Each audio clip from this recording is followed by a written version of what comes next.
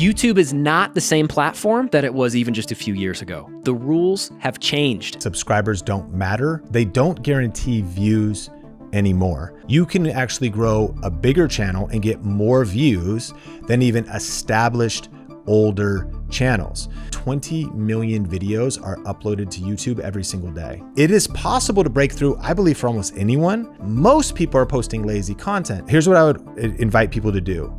Double your time that you spend on packaging. If you don't master packaging, you won't even get a chance to be watched. What is the ideal length of a YouTube video? It doesn't matter. These are 5 YouTube realities you cannot afford to ignore if you're creating on the platform this year.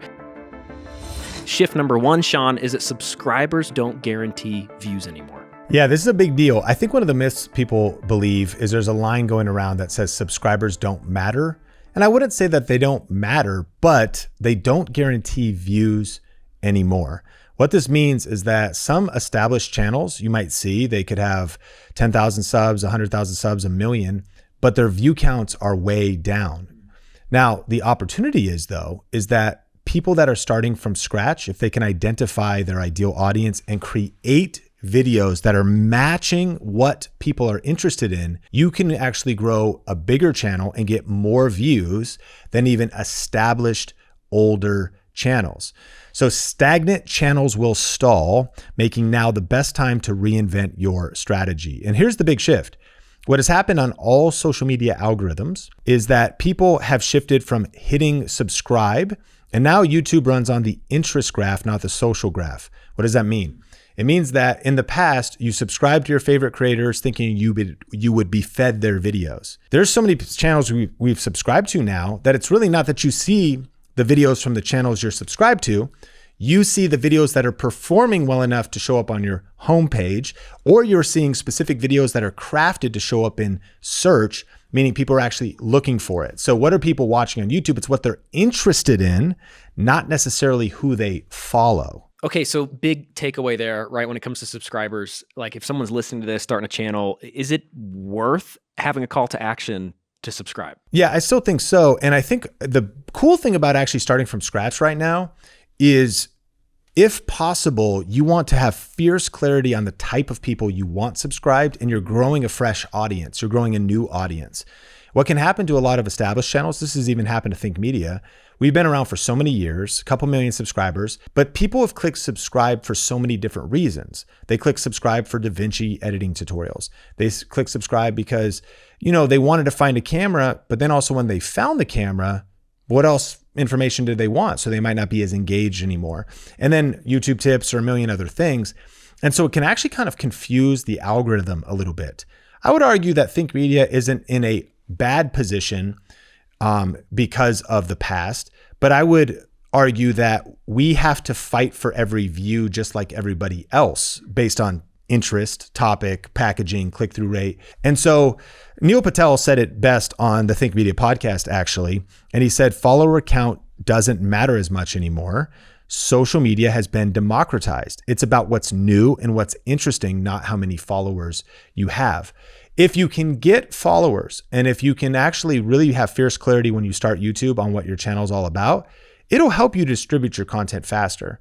But I just think subscribers are overrated, because we see channels with 50,000 subscribers only getting 50 views, but we'll see new channels, especially that are like following our 7R framework, that have like 50 subscribers that'll have a 5,000 viewed video. And so it's a very interesting time in YouTube right now. So shift number 2 is lazy content no longer works. What do you mean by lazy content? Yeah, lazy content could also mean low effort content, and competition is highest for lazy content. If you sweat the details and refuse to dabble, you can break into the top 10% of creators. But if you're just kind of like uploading thoughtless, low energy videos that you didn't put any effort into, that's what everybody's doing. So you're going to get buried in the noise. The current stats are that 20 million videos are uploaded to YouTube every single day. So the truth is, a lot of those videos are going to go unwatched. But I would encourage listeners, that it is possible to break through, I believe, for almost anyone, because most people are posting lazy content.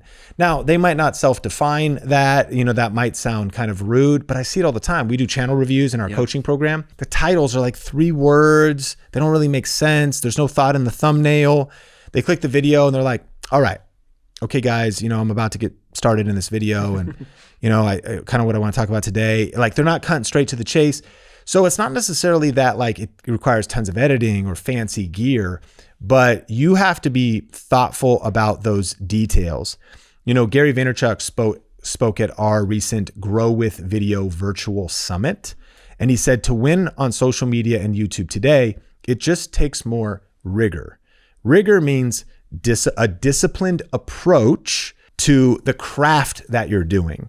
So I think what some people think is like, let's take video podcasting, for example. They're like, you know what? I think if me and my partner, me and my spouse, like we want to start a show, we're going to talk about marriage and we're going to hit record and set up a podcast setup. And then they're like, hit record. And like, hey, honey, welcome to today's show. You're excited to what do you want to talk about today? I don't know. What do you want to talk about? Like that's the opening. We're gone. We already lost you. That's the first 10 seconds. And they just record for like an hour and just throw that out there. Like no structure, no plan, no hook. The title sucks, the thumbnail. I'm not trying to be rude. I'm just saying lazy content no longer works. And so you don't have to be in the top 1%. That's a scary group to get in. It's the type of people that have $1 million budgets and huge teams, Mr. Beast type stuff. People like, just do what Mr. Beast is doing. What are you talking? Spending $2 million on a video, bro. Like, don't compare yourself to Mr. Beast. That's a whole different level. But there's a lot of space in the top 10% of content. I'm just saying, if you're in 10%, that 8, 9, and 10%, getting there, it's not that crazy if you just get good at packaging, level your skills up a little bit, have a little bit more strategy. And let's actually break down how YouTube works. At the end of the day, YouTube is just math, meaning it's click-through rate and minutes watched. And it is a digital algorithm saying this IP address that's logging in to watch this, how long are they watching before they click away? What's the click-through rate? And all things being equal, if one of your competitors has a 7% click-through rate on their video and you have a 7.1% click-through rate on your video, that's it, 0.1%. And YouTube has to decide what homepage is this going, who gets to see this. It's math, like the math of the video that's even maybe slightly better than the other one. So the opportunity is that most people aren't going to have the discipline to learn the skills, improve these things. Small tweaks lead to giant peaks. So it's just being more thoughtful about mastering all those fundamentals, titles. And if you're uploading disorganized videos, boring intros, you're just kind of phoning it in, hoping you get lucky, you're going to vanish in the sea of sameness. And the algorithm won't save you. No budget, no subscriber count can actually cover for a lack of rigor right now. And that just means leveling up your skills and getting into that top 10% of uploads. It's funny. We had our mastermind event in Vegas just a little bit ago. And something that I'd shared was this whole idea of rigor and this idea there's lazy content. There's 20 million things being uploaded every single day. It's like you have no choice but to just put more effort in. And I think there's those classic sayings which have truth to them, like work smarter, not harder, or like make sure you work right. And like, yeah, there's truth there. And I'm also just like, but it's kind of like just nah, man, like you actually just need to make 10 more titles. Like you actually just need to reshoot that hook that you didn't quite get, but you just chose to let it. What I mean? It's like those little details. You actually need to work harder. Everyone's like, it's actually some people are like, harder. Work smarter, not just harder. No, actually work freaking harder, bro. Actually, take it again. Like don't put out the video if it's just your. You know what I mean? Like having that ability to actually just put in more effort. I think is actually we're in an era now where this, everything's going on YouTube where that's actually being undervalued. And we're trying to AI our way to a, viral video. We're trying to whatever our way. And man, if you're just starting from the beginning, it's like there's something to be found in just the reps of the difficulty of just like pushing yourself a little bit further. And even for established channels, this is actually legit, Sean. Like in our higher coaching programs, there's like one-on-one stuff that we're doing with people. There are several people that are established veteran creators, like decade plus, you know, that have been on the platform. Back in the heyday, they had their time. But YouTube has changed, right? Oh my goodness. And so here we are now, and there's AI channels or people using AI to create content in the same niche that's pulling viewership over here. And so there's like legitimate frustration of like, what are you, they're not even, it's easy to say, point fingers and say, well, they're just an AI channel. They're just whatever. But it's like, just to keep it real as a coach, like I'm looking at what I'm seeing and I'm like, yeah, it is AI, but their title and thumbnail is just better. You know what I mean? It's kind of like just the reality of, yeah, I know it's AI and that's frustrating. You've been around for a second, but you've got to adapt if you have any hope in this new era, you know? Yeah, 100%. And I know we're going to hit all 5 of these shifts, but I do want people to know specifically for this, for some resources to help you make better content like thumbnails, titles, dial in your details. We're actually doing a holiday sale. It's called our YouTube Creator Toolkit. And it costs less than a trip to Chipotle. So, I mean, like, it's really a no-brainer. We'll link to that in the show notes, or you could just go to thinkmediasale.com. But inside of this, we have our video topic generator, more rigor on your video ideas. That's an AI tool, though. You also get access to our title tool. And back on like what's happening now on YouTube, YouTube now allows you to split test 3 titles. And you have no excuse to not just come up with one great title. You should come up with 3 great titles at least. That's 4, but you should come up with 3 and run them all against each other using YouTube's built-in title split testing tool. We'll help you do that in just a matter of seconds and already write better titles than you were writing, but write 3 that are actually true to your topic. That's included in there. We also have thumbnail templates and a thumbnail training. And then we're also doing an event. It's like a YouTube emergency briefing because so much is happening. It's what every creator must know in 2026. And we're going to help people build a game plan for 2026. So you get a ticket to that virtual event. And then there's also our niche finder program if you want to dial in your topic. All of this is in the YouTube Creator Toolkit, and it costs less than a trip to Chipotle. And so anyways, if people want to check that out, that's the kind of education and tools to help you get the rigor to break through the algorithm, get into that top 10%. Thinkmediasale.com is where people can get access to that limited holiday offer. Let's go. I actually, and as a coach, I mean, you know, we use those AI tools a whole bunch with people. I didn't know we were putting that in the bundle. Yeah. That's actually pretty fire. Yeah. That's why it's a limited time too, because we wanted to just like hook up our podcast listeners, our broader community just during when everyone's doing Black Friday, Cyber Monday and all that stuff. We wanted to put together something really cool. So yeah, get it while it's still available. That is legit, 100%. Okay. Shift number 3 is about shorts. That shorts build reach, long form builds relationship. Help us make sense of these 2 content formats. Yeah. So this is an interesting thing. Like the question is, or we get the question a lot, what is the ideal length of a YouTube video? Answer, it doesn't matter. Like all of the lengths, like 7-second shorts are going viral and like 7-hour videos. I'm not kidding. Like ultra long form videos. You know, we had Caleb Ralston on the podcast. He uploaded a video on his channel that's 6 hours long. It's like a course. So it's like a course. It really is. And so it's not what is the ideal video length anymore. That's not the question. The question is how long can you hold attention? And they actually call this the barbell strategy in YouTube's Culture and Trends report, which highlights that their audiences now split their attention between very short videos and very long videos. It's a pattern called the barbell strategy, meaning where if you see a barbell, it's like a lot of people like really short and a lot of people like really long. And also kind of the middle is suffering a little bit. Now, the principle though, is that shorts build reach, long form builds relationship. So some individuals are getting a lot of views with shorts, but they're struggling with depth because they get a lot of reach. Oh, it's vanity metrics sometimes like, dude, my channel's doing so well. I got hundreds of thousands of views last month, millions of views. Because shorts can get a lot of views, but like how much buy-in, how much depth do you have there? However, the broader exposure we can get, so that's like, okay, for some creators, it could be a play of actually embracing both formats. Can I get reach with shorts, but long form builds relationship? And so shorts can be discovery, long form is authority, long form is relationship, and even ultra long form could be really a level of a ton of depth with viewers. So a couple principles as far as changes is ultimately like decide your strategy. Maybe just focus on long form. That's up to you. Maybe you're focusing on shorts, but in each case you might have weaknesses.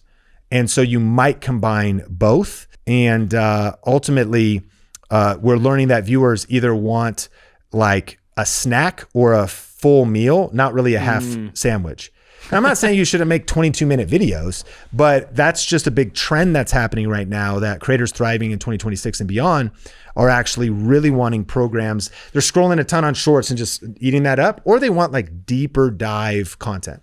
Oh, it's fascinating. I'm thinking about, one of our students, Kayla, who grew her channel. She, it's like an honor to get to work with her in our accelerator program. She's a ninja and a beast, but she, we waited to worry about shorts until the channel got to a specific point. So she got to 50,000 subscribers before we even started messing with shorts. We didn't even turn them on until then. It was all long form. Yep. And that was part of the strategy. It was part of the focus. And so I love the idea of, okay, at some point, learning how to embrace all of these, but just to free up someone who's listening, it's like, oh, so I got to like try to figure out how to add that. Well, maybe, yeah, but maybe not also. And thinking about the seasonality of, okay, for this time, I'm going to focus on long form for the sake of, man, I'm really lacking depth in my community right now. Or I haven't even messed with shorts, and maybe I could bring in a whole new crew, that I haven't messed with. So that's powerful. The shift number 4 is kind of off of this, talking about long form specifically though.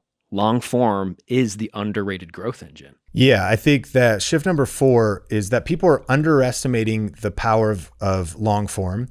And this is based on data. So in a world that is very obsessed with shorts, and it feels like a lot of attention is going to the kind of content that's on TikTok, Instagram Reels, and YouTube Shorts. But long form is YouTube's new prime time.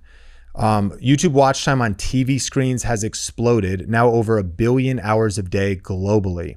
So just think about the fact it's on TV. People are wanting 28-minute episodes, like an episode of The Office. Yeah. They want like an episode of YouTube. Viewers treat YouTube like Netflix or Hulu, so they're watching serialized shows.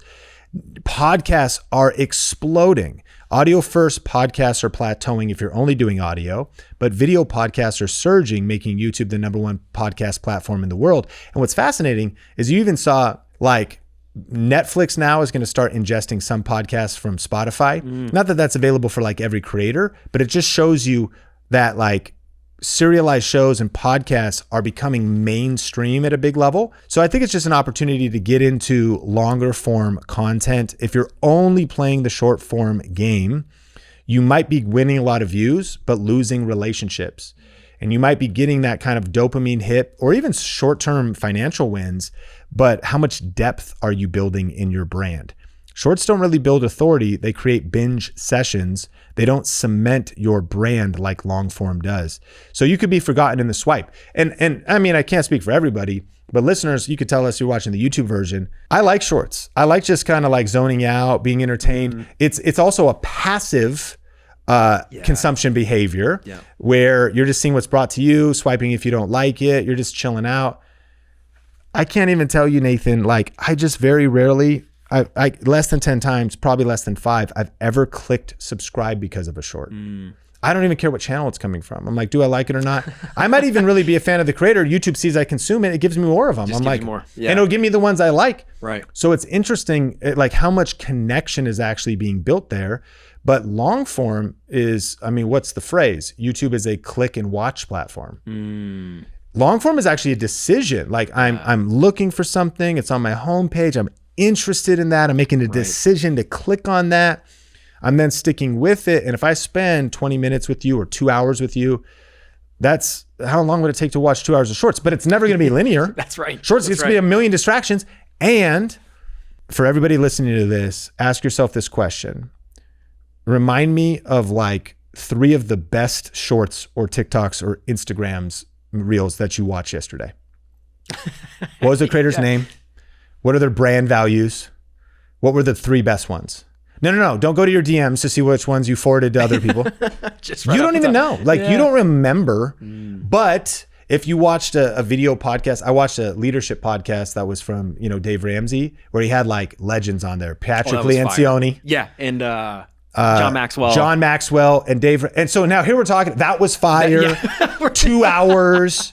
They brings the leadership legends together. Yeah. And it was like a piece of media history. Yes. Now I know there's people that don't have as much brand recognition of them, but like you just can't compete with that. Long form is the underrated growth engine because of that depth. It's so powerful. It's crazy to think about YouTube overtaking Netflix in terms of TV consumption. Like, and I'm thinking about several people, several of our students whose back-end analytics actually show it's television that is the dominant device of views that they're getting in a specific time period. Crazy. It's television, like by a long shot, like 50+%. It's wild. Which is wild too, because if you think, and by the way, if you're listening, if you haven't gone to look in your analytics, like find out the devices and ways that your audience is interacting with you, like where are your views coming from? Because that just could influence a whole bunch of things. We're thinking about like, okay, should we put QR codes, like because it shows up on the TV and then people could use their phone. It's just like fascinating to think about this whole new era of long form and how people are choosing YouTube even over streaming platforms. So shift number 5 is master packaging or get ignored. What is packaging? Yeah, so packaging, the formula of packaging is your topic plus your title plus your thumbnail plus the opening of your video equals your video's packaging. It's getting everything aligned as to, again, what is the topic, title, and thumbnail? And is it true? Because again, if all you do is write like a good, does it actually truly get delivered in the video? And does the beginning of your video articulate that well enough? Because if there's any disalignment, your video will die. Because even if it's really good packaging, and even if it is true, but the hook doesn't like let people know that, people only give you a few seconds to be like, is this really what I'm gonna get? And so actually not just doing packaging, but mastering it. And here's the interesting thing is that great content without great packaging will be invisible. Like it could be incredible content. I mean, another way we've said this for years is content is king, but marketing is queen, and she runs the household. So it's like great content. Again, there's people listening to this. It's like you got so much wisdom. You can help people. You're funny. You would entertain people. You want to get info about your business out. If you don't master marketing, which packaging is a term for like YouTube marketing, your thumbnail is your billboard. Your title is that headline. Even the idea itself, viewer psychology. What do people click on? The actual words you choose. If you don't master packaging, you won't even get a chance to be watched. Yeah, I love how you called that out because this is just real talk. It's I'm working with people, and a very common thing that I'll hear, and I'm sure you've heard this too, is like to your point of like I make good content.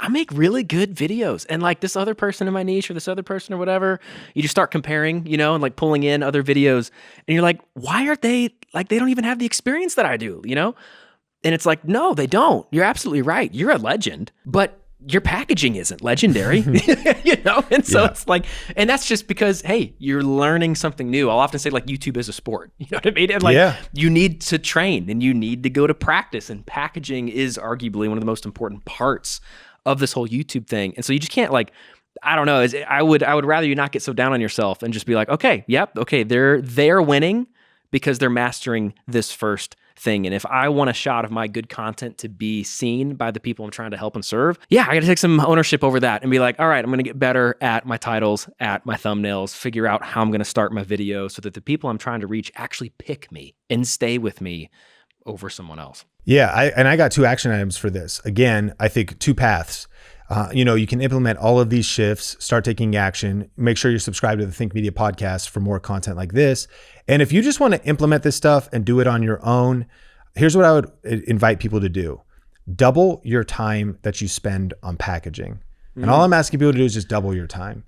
Now, you might need more than that, because if you're like, I only take about 1 minute to write my title, well, then take 2 minutes. Respect. Like that's what I mean by double. Like at least take another, with AI.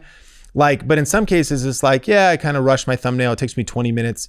I'm saying take 40 minutes, like more time to put some thought into that, to design your thumbnail on Canva or whatever you do, or to, one of the big changes is the fact that you can split test 3 thumbnails, or you can split test 3 titles, or combinations of the both right now. That's all packaging thing. That's right. That's the next level of packaging. You go, well, like, I don't have time to do that. That's why I'm challenging you to just double your time. It's a free activity to have more rigor, to sit down and say, okay, I normally, again, spend even just 5 minutes on my title, give it 5 more minutes, a little bit more tweaking. Sometimes we just go with the first version, write a couple more titles, dial those details in. And so that's a free activity you could do right now. Double your time that you take on packaging, even if that's going from 5 to 10 minutes or 20 minutes to 40. And then a way to go faster is our holiday sale. So at thinkmediasale.com, A lot of what we've included in this YouTube Creator Toolkit is packaging. It's, helping you with better topics. That's the AI tool we built. Our title tool, which if all you got was the Think Media AI title tool. That's what I'm saying. This thing is stacked with like psychological gnarly frameworks, click triggers.